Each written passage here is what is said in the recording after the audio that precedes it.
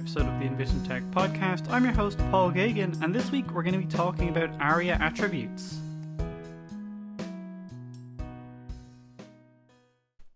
If you're a software developer, a programmer, any kind of, website maker, then this is actually a really important episode for you. And even if you're not, actually, this will really help you understand what the difference can be between an accessible website and an inaccessible website. So, as I mentioned, this episode is going to be about ARIA attributes. Now, if you haven't heard of ARIA attributes, that's totally fine. That's kind of going to be what this episode is about. It can, be for beginners or people who already know about ARIA attributes. Either way, it's kind of suitable for anybody. So, what are ARIA attributes? So, let's start with ARIA, the name itself. So, ARIA is an acronym. It stands for Accessible Rich Internet Applications. And I'm not sure how I feel about the name, especially because it has applications at the end.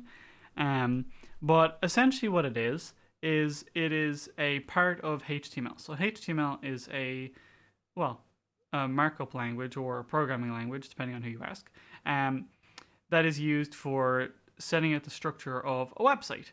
And HTML has these things called attributes. So, for example, in HTML, you can make a button, right?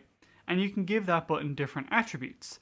And it will make it behave differently, or it will give it different properties, or whatever it might be. But you can give it ARIA attributes.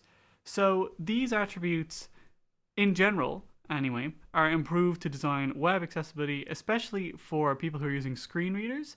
But they do also help out other assistive technologies in other ways. But yes, primarily screen reader users. It was actually primarily, it was actually just developed by the World Web Consortium, which was actually part of the Web Accessibility Initiative. And it essentially helps to fill in gaps where standard HTML alone doesn't give enough information about the structure or information about web elements. So it was essentially made to kind of, as I said, fill in gaps that maybe a lot of pre-existing things couldn't. So, for example, let's say you had a button with an icon, right? An icon in it. Previously, there wouldn't have been a way for you to give that a name for a screen reader to read. But now, because of ARIA attributes, you actually can. So we'll get a little bit more into that later and the different types of ARIA attributes. But they help screen readers have additional information that they wouldn't have if you were just using basic HTML by itself. So what is the importance of ARIA in accessibility? Well, we're going to start off with a statistic that I mention a lot on the podcast, but it's estimated that around 1.3 billion people, about 16% of the global population, currently have some form of disability. A lot of these people rely on assistive technologies, and again, ARIA attributes are intended to help assist these assistive technologies to better understand websites. So again, potentially helping up to 1.3 billion people, again 16% of the world. That's roughly, 1 in 6 people that you would meet. So every 6th person you walk by or that you might meet could be benefiting from these ARIA attributes. So again, really important. A lot of studies have also shown that websites optimized with ARIA attributes often improve usability for screen reader users by around 50%. Now, that's according to WebAIM in a study that was done in 2022. WebAIM is actually a great resource, number one, for accessibility testing for your website, and they also have a lot of information on accessibility. So even, I think it's the WebAIM first 1 million, I think it's called, where they analyze the first million websites every year, and they give a report on the accessibility of their homepages. And it's actually very interesting to see, because they'll tell you how many errors they have on average, what's the most common type of error, etc. But yeah, WebAIM actually has a lot of great resources, so if you've never heard of it before, definitely go check it out. Accessible websites also benefit all users, not just those with disabilities. And again, I've mentioned this so many times before. Basically, having ARIA attributes, all it does is enhance user experience, which is always a good thing, and can increase engagement and retention rates by making navigation much easier and far more intuitive. So we're going to talk about a few different attributes here. And there are multiple attributes, and we're not going to mention every single one of this episode. We're just going to mention a few of the more primary ones. So the first one is role attributes. So this would be ARIA-role, for example, if you were to write it in HTML. And what this does is it lets you describe the purpose of something. So what I mean by that, for example, is you can actually tell a screen reader what something is. You can tell it, for example, right? There are a few common ones here. So button, right? So you can tell a screen reader that something is a button. And that means that when you're trying to interact with it with a screen reader, it will treat it as if it was a button. Because maybe it isn't actually using the HTML button that's like built into HTML, if you will. Maybe you've made your own, but you still want a screen reader to understand that that's a button. So it's really important to tell it that it's a button. So there's also, for example, navigation, which you could use for navigation menus, which makes it really easy to kind of find what region of the page you're in and navigate two different regions on the page. Also, alert. This is actually a really important one because when you mark something as role alert, the screen reader actually knows that this is more important content, and it will actually tell you that it's an alert. So this is used typically for things like error messages. So you can understand why giving something a role is really important. And you can give, you can use this to use any role. So you can make something behave like a link for a screen reader, or like a table cell, or part of a grid. You know, it can literally be anything. Any element in HTML has essentially its own role. So you can sort of tell a screen reader that something is anything that exists in HTML. Now, as I mentioned, this is really important because if you don't have these, then screen readers might not interpret things correctly. So, for example, websites often have things that are clickable, right?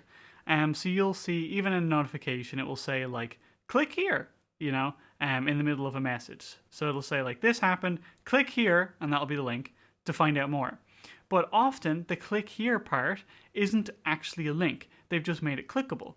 So when you try and actually get to that with a screen reader, it doesn't work. But if you set it as role equals anchor, for example, that's what links are called in HTML, then it will actually treat it as a link. So it'll be far more apparent to somebody that it's a link because the screen reader will literally say link, you know, so it will kind of help people understand what it is and where they should actually be clicking, and it will help the screen reader sort of understand what's going on as well, which is really important because otherwise things can be very confusing and also very frustrating as well.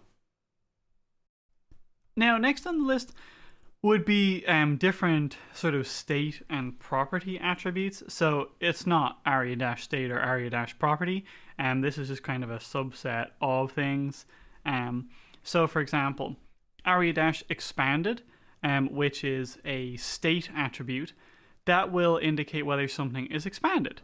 So as you know, often on a website, you can click a button to expand a menu, but a lot of the time for screen readers, it just says button. It doesn't tell you whether it's expanded or collapsed, and that also means that it doesn't necessarily make you realize that it is expandable. Or, as you know, sometimes on a page, they'll have a piece of text that you can click, and when you click it, it expands to show more information. But obviously, if you don't have that set to as like ARIA expanded, then screen readers actually won't be able to tell that you can expand it. So obviously, in that case, then a screen reader user wouldn't necessarily be able to realize that they're supposed to click on that text, so they wouldn't be able to access that additional information, which could obviously be really important. So as I mentioned, that just helps users know if there's more information there, or if there is sort of more options available there. ARIA checked, so I mean, as the name implies, this is more so used for checkboxes and toggles. Again, super important. For example, when you are accepting terms of service, and I have come across this so many times, it just says clickable. And I'm like, okay, they've clearly made their own custom checkbox here, and I have no idea if this is checked or not. So how am I supposed to know whether this box is ticked? And that's fine if there's one, usually it just takes a little bit of trial and error to figure out if it's ticked or not. You just click next however many times, or it might actually be disabled if you're really lucky. Like the next button if it's not checked. But often there'll be multiple checkboxes, and it can be really frustrating to try and figure out whether they're checked or not, especially if you want certain ones checked and you don't want other ones checked, and etc., etc., etc.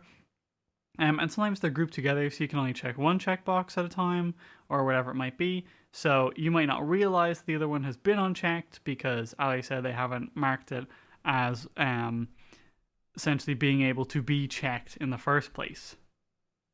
ARIA disabled. So this is one that I kind of mentioned a second ago. You can actually mark something as disabled. So for example, while while you're submitting a form, right, you might want the button to be disabled. So you might like make it gray, for example, so that people will understand that it's not clickable anymore. But that might not be conveyed to a screen reader. It still might just say button next for me. But if you set it to ARIA as disabled, then it will actually say that it's not available anymore. So it's clear that it's no longer clickable and that you're not supposed to click it. So again, really, really important and really useful. So otherwise, I might just be sitting there pressing enter and wondering, okay, why isn't this website working? Clearly something's broken. I send you an email, you get the email, you're like, oh, well, everything seems to be working fine. Turns out if I just waited another 10, 15 seconds, whatever it might be, the page would have refreshed and, the form would have submitted. But maybe I left the page because I thought it was broken. So again, these are kind of really important, especially on more dynamic websites that have drop downs and forms. Obviously, if you have kind of a more basic informational page, it might not be as important to have these kind of state attributes, but they're definitely worth knowing about and really, really important. Because if you don't have them, it can really make your website far worse for somebody with a screen reader. Now, next up are labeling and description attributes. So these, in my opinion, are possibly the most important ones. And if you're going to take anything away from this episode, then it would probably be this next section that I would recommend. Because all the other sections are fantastic and definitely necessary, but if you miss out on this next section, it may make your website completely unusable. It won't just be a little bit ambiguous or perhaps a little bit unclear, a little bit confusing. This will just make it entirely unusable. So ARIA label, and this is one that I personally use all the time, right? What it does is it provides an accessible name for any element, essentially. So let's say on a website, right, you have a more options button, and that might be a little cog or some other kind of icon. Well, when I navigate to that with my screen reader, it just says button. You also have a home button with a little home icon. It just says button. You also have a cart icon on the button. Well, that just says button. So you kind of, you get the idea here. And you might have 10 buttons at the top of your page. You have your sign in button, and you have your profile button, you have your login button, you have your shop button, whatever it is. I have no idea what any of those are. And in reality, I'm not going to go through and figure out what every single one of those buttons does. I'm going to leave your website. But what you can do is add an ARIA label. So when I have an icon in my button, I can just add an ARIA label that says home, right? So then it'll say button home or button cart or cart button, depending on your screen reader. It can actually sometimes it will actually tell you what the element is first, and sometimes it will tell you afterwards. So if you go and test this out for yourself, don't be surprised if it's in a slightly different order. I said it can vary, so don't worry too much about that. But yeah, so again, this will actually make a website completely unusable if not used. Now, obviously, if your buttons just have text in them, that's fine. The screen reader will read those. So if your buttons or links or whatever they are just say words in them, so if they say home, shop, whatever it is, in them, then screen readers will generally read that. But if you're using icons, it is super important to use ARIA labels. So again, if you're going to take anything away from this episode, let it be ARIA label, right? It is really important. Now, the next two I use less often, but they are also really important and can also save you a bit of work, actually. So they're ARIA labeled by and ARIA described by. So these link... Okay. So these link things together. So, for example, let's say you have a field. So by a field, I mean like a text field where you put in text, so like a text box, right? And now there is a way to do this in HTML, but maybe for whatever reason you can't do it that way. But you also have something nearby that tells you what that text box is for. So maybe it's for somebody's email address, right? And you are needing them to put their email address in there. But when I navigate to that field with my screen reader, it will just say text box. And I'm like, okay, what goes in the text box? Well, you can actually use ARIA labeled by or ARIA described by to link these two things together. So you will link those two elements together. So you will say, okay, so you would have your text inside of, let's say, a paragraph element, and you would give that an ID. So let's say the ID would be like field name, right? And then on the input field, so the text box, you would say ARIA dash described by, and then equals in quotes, and then you would say the ID that you gave the paragraph. So that would kind of link them together. And that means that if you change the text, so instead of it just saying email, maybe it says like, please enter your email.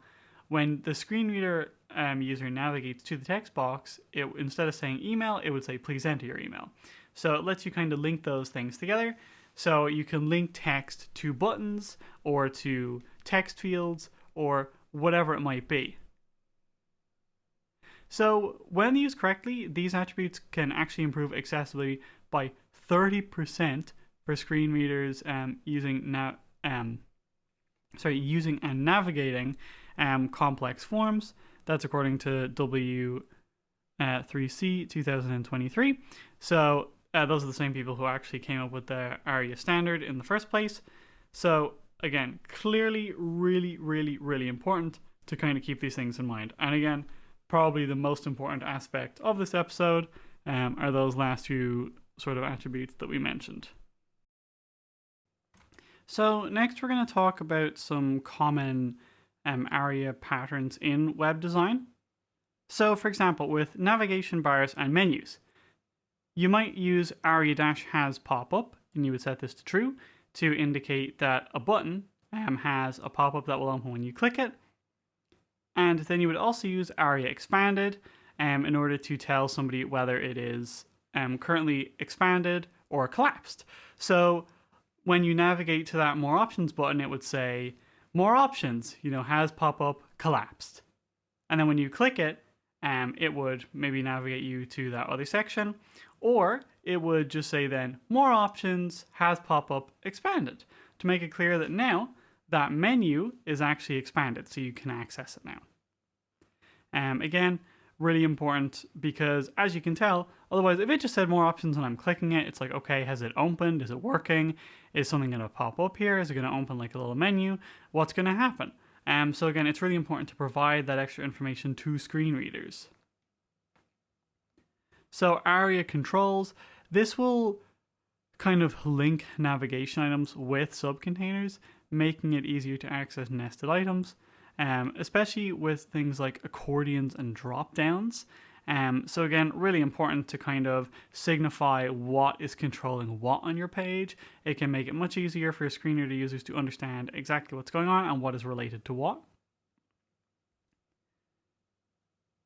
Again, ARIA-expanded and ARIA-controls that again can be used together to kind of show what exactly is going on the page and what is controlling what. So like, are these sections collapsed or expanded? What controls what, etc.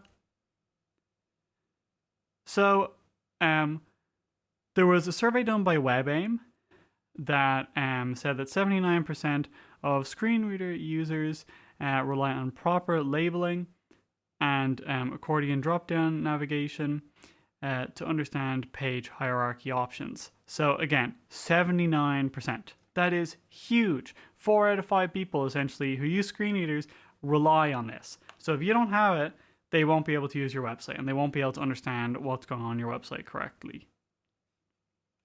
Next up is something that you might be very familiar with, which is interactive grids and tables. Now, as a screen reader user in general, I hate grids and tables on websites because people never usually do these correctly. So, very simple ones here, ARIA row index and ARIA column index. So, I mean, as the names kind of suggest, they identify specific rows and columns for screen readers, which is essential in data-heavy applications. It's really important to know what the sort of indexes are of the rows and columns in grids and tables, because otherwise, how are you going to understand the information that's in there?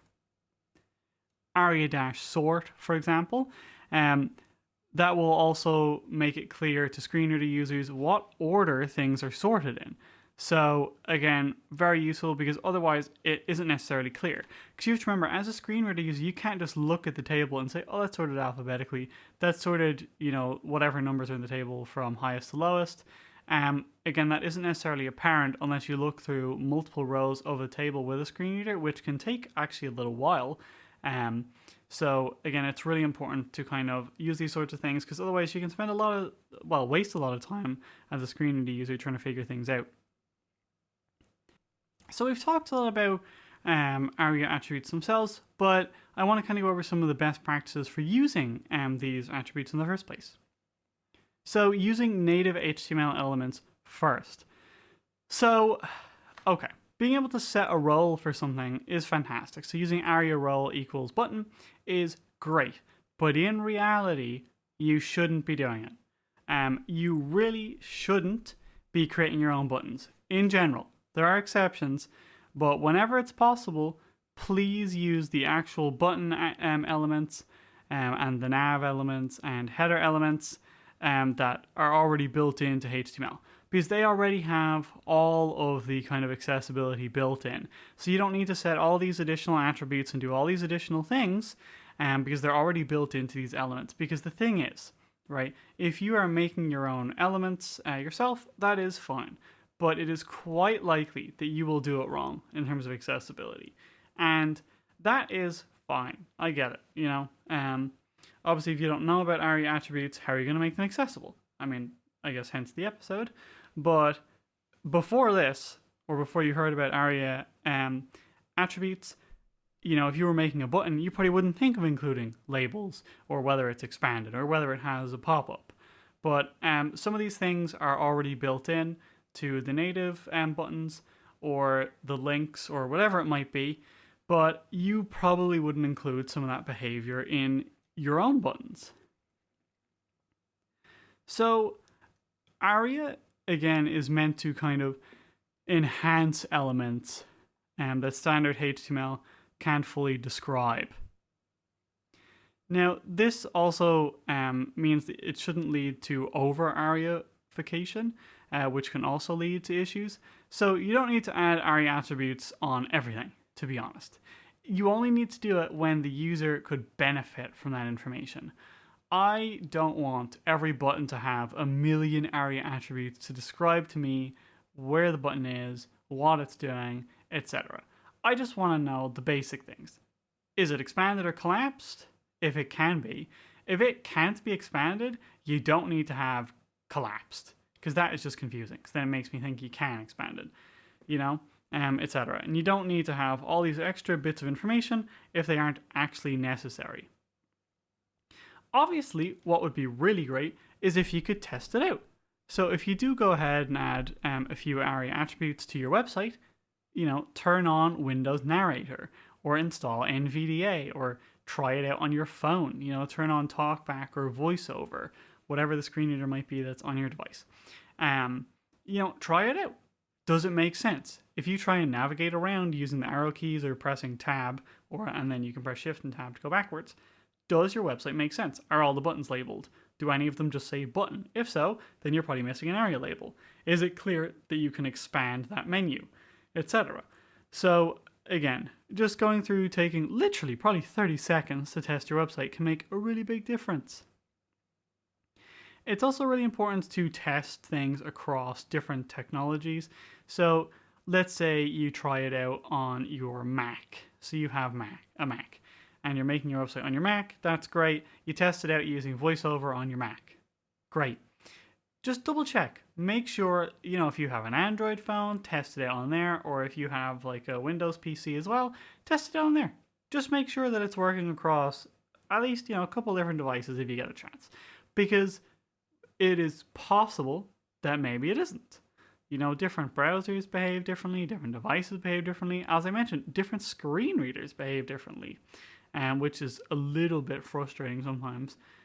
For example, there's a very common HTML element called a description list. If you don't know what that is, it's fine. But if you do, you'll know what I'm talking about. They have description titles and then the actual little description. So, for example, you might have a list of things and they might be fruits, right? So the title of each fruit would be obviously its name. It would be like apple, banana, whatever. And then under it, you might have a paragraph talking about each fruit. Screen readers, especially one that I use, NVDA, don't handle those very well, but some of them handle them better. Again, even that can vary wildly. So just check it out with a few screen readers, make sure it's working correctly, and do what you can to fix any problems that you find. Obviously, testing can really help kind of fix issues. So you might realize I haven't labeled the button. Oh, actually, this should be marked as a link, but it's not, etc. It can just help pick up little things that could really improve your website. As I mentioned, kind of avoiding redundant or incorrect ARIA attributes. So let's say you have a button that says home, right? It literally has the text home. You don't need to add an ARIA label to that, as I said. That's just going to create more noise, and it's just going to create unnecessary work for you as well. So again, just kind of thinking about it and testing it with a screen reader can really help.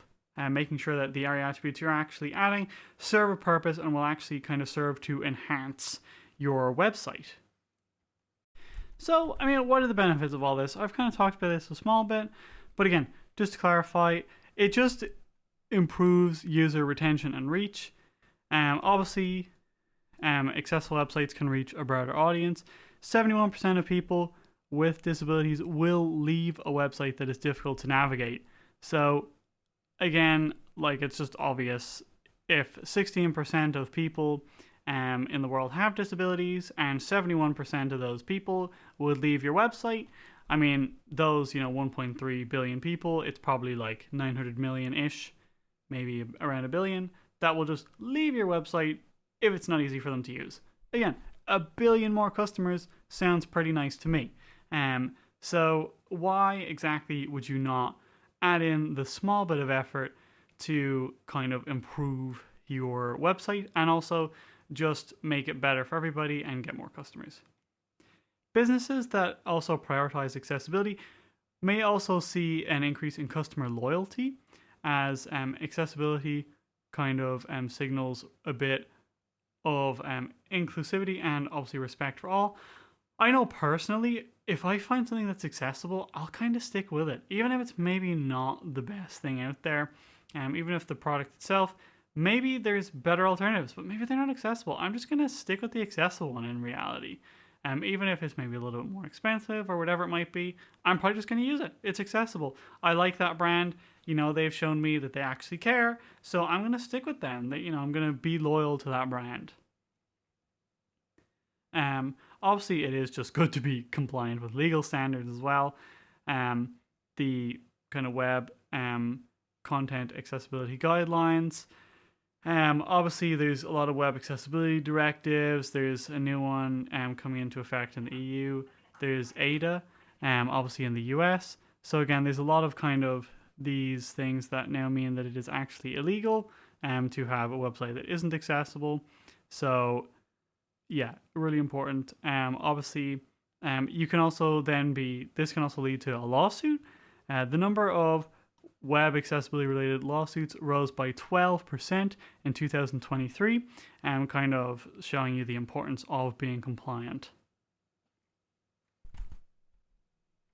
Okay, so as I mentioned, ARIA attributes, they essentially just enhance web accessibility by making sure that the kind of things that HTML can't cover will be covered. So whether it's a label for a button with an icon or whatever, it helps that all users, regardless of ability, can interact fully with your website and your content.